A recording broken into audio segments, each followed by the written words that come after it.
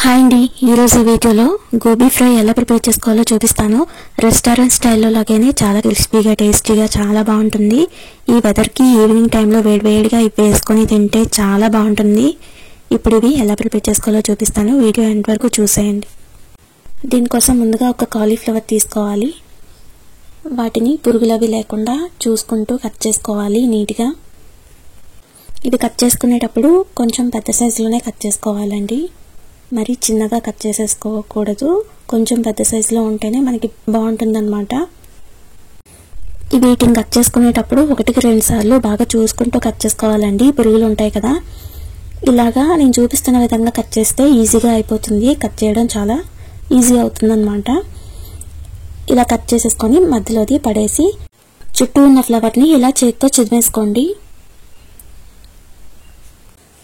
దీనికి ముక్కలు మరి పెద్దవి ఉండకూడదు, అలానే చిన్నవి ఉండకూడదు, మీడియం సైజులో ఉండాలన్నమాట. ఒకవేళ పెద్దవి ఉంటే ఇలా హాఫ్ చేసేసుకోండి. చూసారు కదా, ఆ విధంగా ఉండాలన్నమాట. ఆ సైజులోని మధ్యలో చిన్నవి ఉన్నా ఏం ప్రాబ్లం లేదండి. ఇప్పుడు వాటిని ఉడికించుకోవడానికి స్టవ్ ఆన్ చేసి ఒక గిన్నెలోని వాటర్ వేసుకోండి. అందులోని కొంచెం సాల్ట్, కొంచెం పసుపు వేసుకోండి. ఇలా కొంచెం సాల్ట్ వేసుకోవడం వల్ల వాటికి వేగించినప్పుడు చప్పగా ఉండకుండా సాల్ట్ ముందే వాటికి పడుతుంది అనమాట.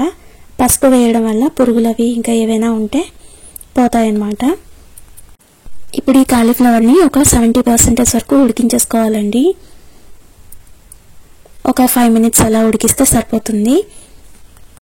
అవి ఉడికిన తర్వాత వాటర్ అంతా తీసేసి వీటిని సపరేట్ చేసేసుకోండి. ఇప్పుడు ఇవి 2 నిమిషాలు ఆరిన తర్వాత ఒక బౌల్లోకి తీసుకోండి.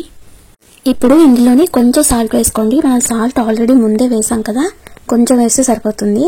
అందులోనే కారం, అలాగే గరం మసాలా, కొంచెం ధనియాల పొడి కూడా వేసుకోండి.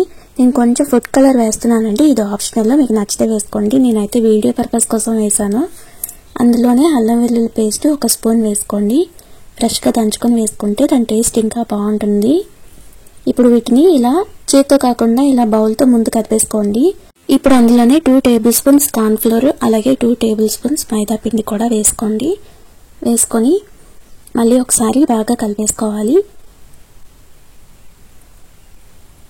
ఇప్పుడు అందులోనే కొంచెం నీళ్ళని చిలకరించుకొని వేసుకోండి. ఎక్కువగా వేసేసుకోకూడదండి, కొంచెం చిలకరిస్తూ వేసుకోండి. అందులో ఆల్రెడీ తడి ఉంటుంది కదా కాలీఫ్లవర్లో, సో ఎక్కువగా వేసేసుకోవద్దు. కొంచెం వేసుకొని మొత్తం అంతా ఒకసారి పిండి ముక్కలకి బాగా పట్టేలాగా కలిపేసుకోవాలి.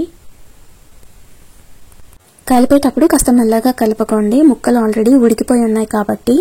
ఇప్పుడు వీటిని ఫ్రై చేసుకోవడానికి డీప్ ఫ్రైకి సరిపడా ఆయిల్ వేసుకొని ఆయిల్ బాగా మరిగిన తర్వాత వీటిని ఒక్కొక్కటిగా వేసుకోవాలండి. ముద్దలాగా వేసేయకుండా సపరేట్ చేస్తూ ఒక్కొక్కటి అలా వేసుకోవాలి. ఒకేసారి ఎక్కువగా వేసేయకుండా కళాయికి ఎన్ని సరిపడతాయో అన్నీ వేసుకోండి. ఇలా వేసుకొని అటు ఇటు తిప్పుకుంటూ మంచి కలర్ వచ్చేంత వరకు ఫ్రై చేసుకోవాలి.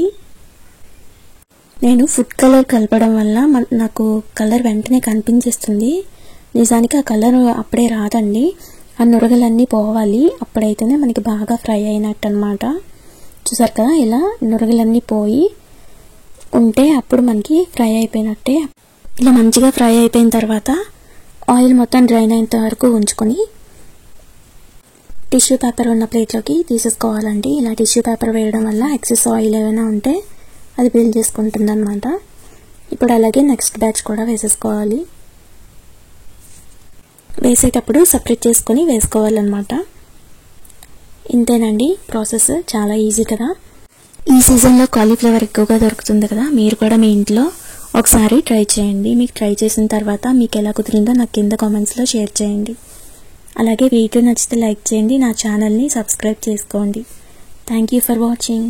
బాయ్.